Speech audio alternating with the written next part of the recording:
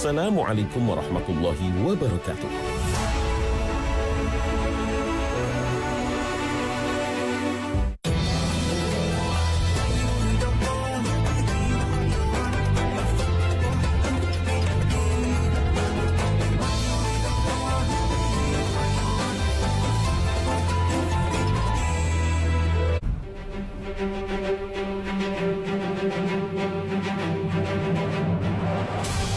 Pemirsa Hasanah, Allah Subhanahu wa Ta'ala telah menjanjikan surga kepada hambanya yang beriman dan beramal soleh.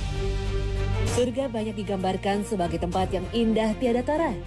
Dalam kitab Tauhid banyak dijelaskan mengenai keindahan surga ini sebagai tempat yang tiada mata pernah memandangnya dan telinga mendengarnya.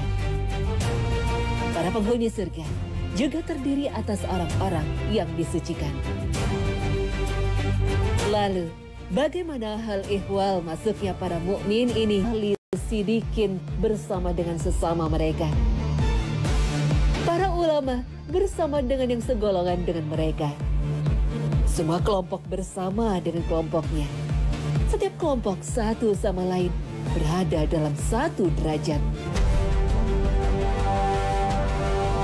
Keadaan rombongan-rombongan yang digiring menuju surga ini digambarkan Nabi Shallallahu Alaihi Wasallam dalam sabdanya, barang siapa menafkahi istri-istrinya dengan hartanya yang diperoleh di jalan Allah Ta'ala, maka kelak dia akan dipanggil dari beberapa pintu surga.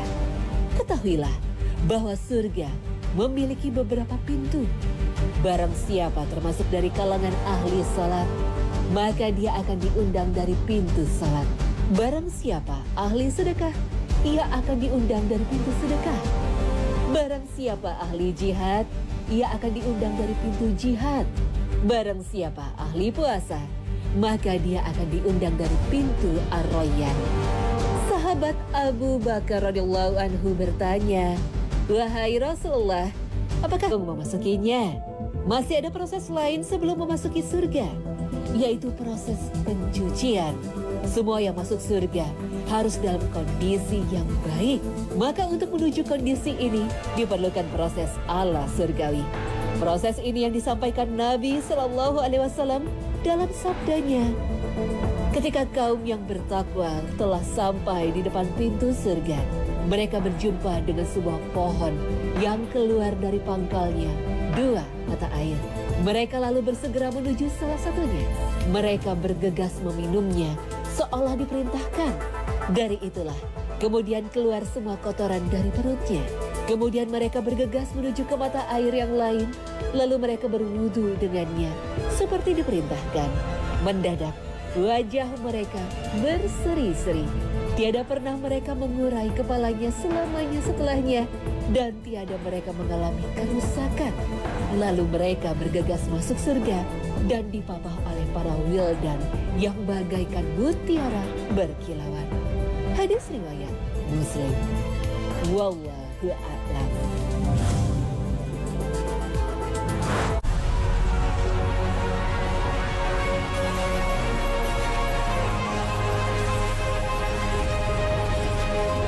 Pemirsa Hasanah, dalam hadis riwayat Imam Muslim disebutkan bahwa kelak di hari kiamat Nabi Muhammad Sallallahu Alaihi Wasallam merupakan satu-satunya Rasul yang memohonkan syafaat kepada Allah untuk umatnya. Maka berbondong-bondong umat manusia akan merapat dan mendekati beliau pada hari yang maha dahsyat itu.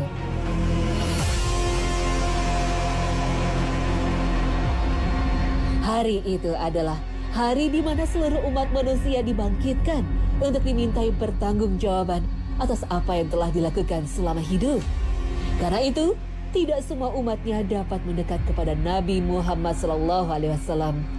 Akan tetapi, akan ada orang-orang Muslim yang akan dekat dengan Nabi SAW di hari itu. Pertama, orang-orang yang memiliki akhlak dan perilaku baik dan mulia. Seperti apa mereka itu? Mereka itu orang yang lembut, bukan orang yang keras, tidak suka menghina sesama, dan tidak sombong. Maka orang yang melakukan 3 perbuatan tersebut akan menjadi orang yang paling jauh dari Nabi pada saat hari kiamat. Jabir bin Abdullah radhiyallahu anhu menuturkan, Rasulullah Shallallahu alaihi wasallam bersabda, orang yang paling saya cintai dan paling dekat dengan tempat saya kelak di hari kiamat adalah mereka yang memiliki akhlak mulia. Sementara orang yang paling saya benci dan tempatnya paling jauh dari saya kelak di hari kiamat adalah mereka yang keras dan rakus, suka menghina dan sombong. Hadis riwayat Tirmizi.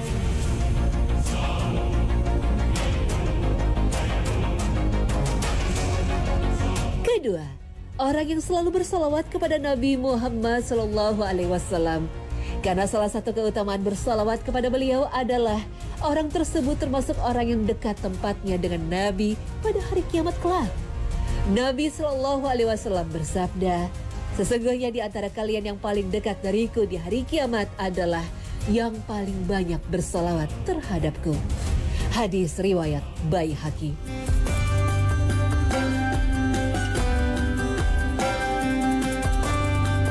Dan ketiga, orang-orang yang dekat dengan Nabi di hari kiamat kelak adalah keluarga beliau, ahli baitnya, sebagaimana Rasul pernah mengatakannya dalam berbagai kesempatan yang dapat kita baca dalam beberapa riwayat.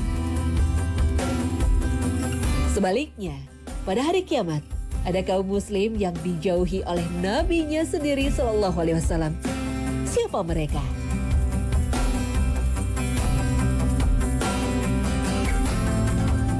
Mereka itulah yang disebut Nabi Shallallahu alaihi wasallam dalam sabdanya, orang di antara kalian yang paling aku benci dan mendapat tempat yang jauh dariku adalah Anda yang banyak berbicara tidak bermanfaat, yang sering merendahkan orang lain, dan yang tidak mau kalah saat berbicara. Hadis riwayat Tirmizi. Hadis ini mengingatkan pada kita sebagai umat Nabi bahwa ada 3 sifat yang dibenci Nabi Shallallahu alaihi wasallam. Ketiga sifat yang disebut Nabi Shallallahu alaihi wasallam ini semuanya disebabkan karena lisannya atau tutur katanya. Maka lihatlah kebiasaan kita sehari-hari yang tercermin di media sosial. Banyak di antara kita yang merasa paling benar dalam berpendapat. Yang lebih parah lagi, hal ini dipengaruhi dengan pilihan politik yang berbeda. Satu sama lain sesama umat Nabi Muhammad saling mengejek dan mengecilkan.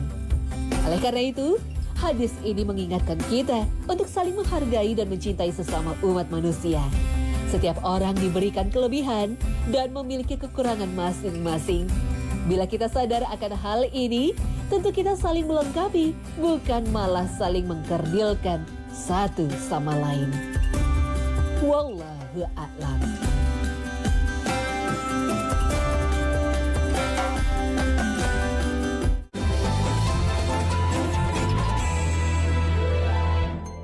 Bismillahirrahmanirrahim. Innallaha wa malaikatahu yusalluna ala nabi. Ya ayyuhalladzina amanu sallu alaihi wa sallimu taslima. Sesungguhnya Allah dan para malaikatnya bersalawat kepada Rasulullah Muhammad sallallahu alaihi wasallam.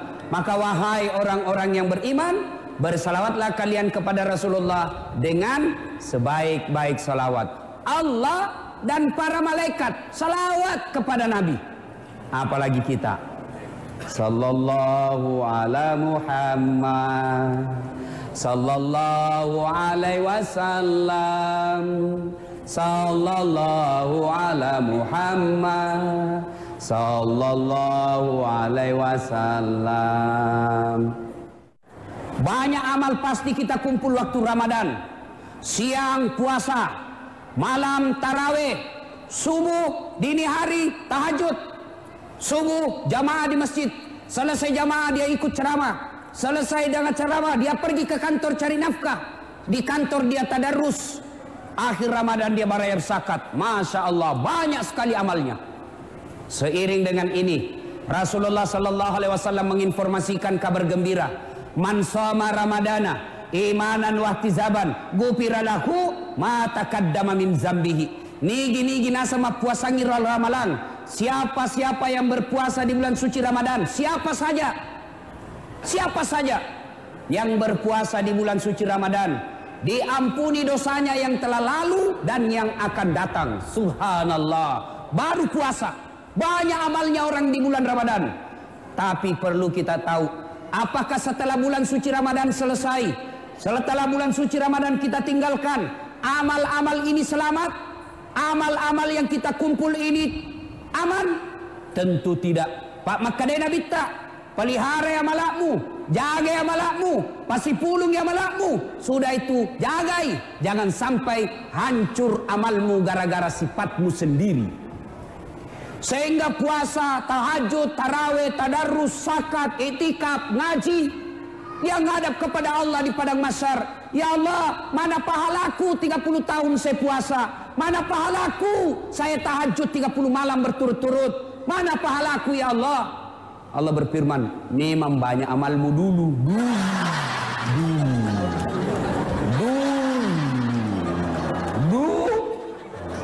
Tapi capui. Habis. Gara-gara apa?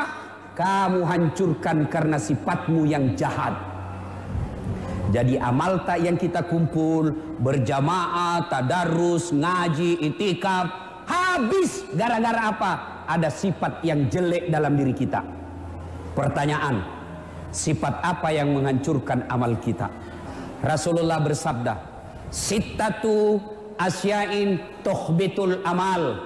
Ada 6 sifat yang menghancurkan amal-amal kebaikanmu. 1 kata Nabi, yang menghancurkan amalmu, dia makan amalmu. Al-istighalu bi uyubil khalq. Apa itu? Suka sekali cari jeleknya orang, nah lupa jeleknya dirinya sendiri. Ada yang bilang begini, Ustadz, betul yang suku bilang Ustadz, memang begitu sifatnya. Justru betulnya namanya ghibah. Kalau salah, fitnah. Jangan cerita kejelekan orang. Tiba-tiba ada tetangga tak datang bawa gosip. Ibu Haji, Yanu selingkuh bedek. Maka orang yang baik imannya, dia akan berkata, na'udzubillah min zalik. Kita berlindung kepada Allah dari keburukan seperti itu. Belum tentu suami tak tahu lebih baik dari dia. Ada kira-kira di antara kita yang tidak punya kekurangan. Semua kita punya kekurangan. Maka yang baik, lebih baik perbaiki diri kita. Jangan urus urusannya orang.